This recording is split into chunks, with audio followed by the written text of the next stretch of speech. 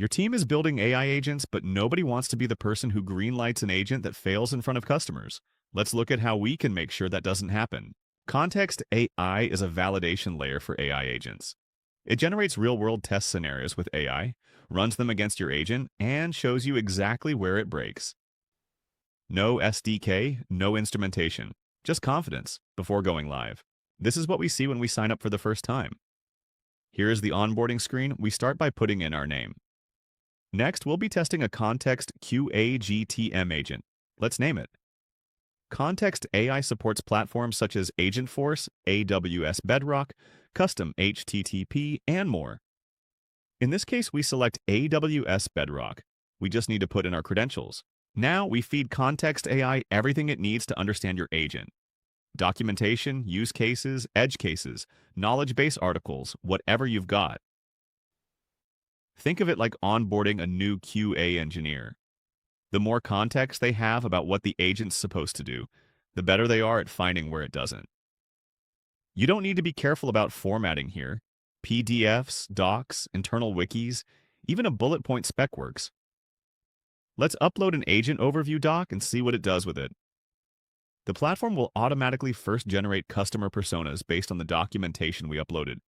For example, it generated a fast-paced SDR, a demand gene marketer, a busy account executive or sales ops analyst, and a QA-focused test reviewer. Let's move ahead with these. Based on the documentation and personas, the system will generate some test case categories, which will contain the test cases. Optionally, we can give it some guidance. So we can type in our input and ask it to generate categories. It has already come up with categories such as the happy path, edge cases, multi-turn conversations, out-of-scope questions, knowledge base accuracy, prospect list building, outreach, trigger detection, and contact verification quality. Let's confirm the categories. Now, it gives us the option to either generate test cases for each of these categories at once or go one by one. We'll start generating them for all the categories. This will take some time. Let's pause the video here and show exactly how the test cases are generated and how we can use them to test our agent. All of our test cases were generated, 100 test cases in total. We can also generate more if needed. In the category section, we can click on Generate Test and create additional ones. Now let's look at the test cases here. It actually wrote real queries like research asana and provide company overview, funding stage, and so on.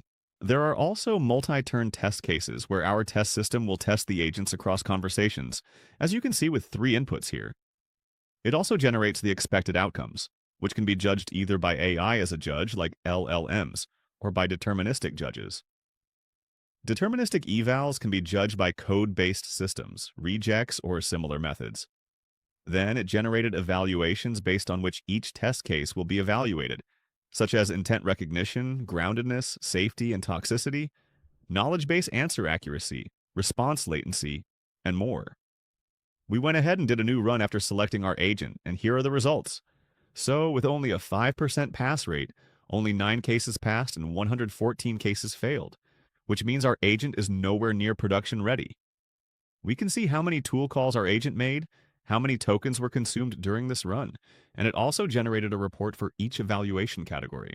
The report shows evaluation metrics by category and performance details, such as which queries took the longest time and which were the shortest. Here we have itemized results with a flag on the right-hand side to show if each test case passed or failed. Let's take a quick look at one example. For the query about research for privately held companies, our system created the query. Research for privately held fintech companies in Europe with 200 to 1,000 employees and recent funding, including company overviews, funding stages, headquarters, and domains.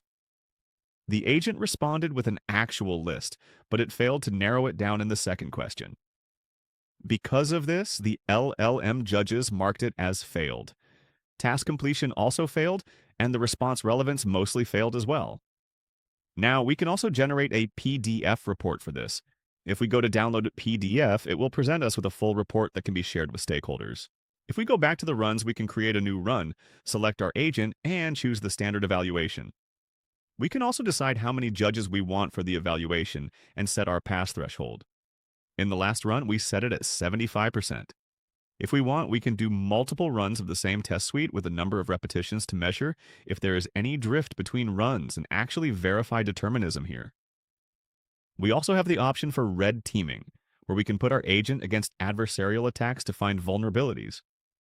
This is essential for every agent before it goes live. There are categories like application security, fairness, compliance, e-commerce, and agent safety. And that would be all. Thank you. That's Context AI for you. It's the validation layer you can point to when someone asks, "Are we ready to go live?"